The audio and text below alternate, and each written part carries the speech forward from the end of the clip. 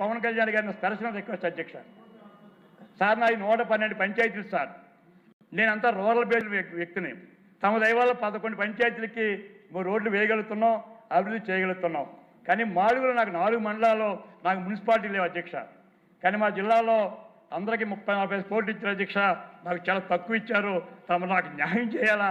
ఇకదే అందరికీ తెలిసి మా జిల్లా అంతా నేను 112 పంచాయతీలు, నాకు విఎంఆర్డి ఫండ్స్లో, జిఎంసి ఫండ్స్లో నాకు సిఎస్ఆర్ రాదు మిగతా ఇండస్ట్రీస్ లాగా.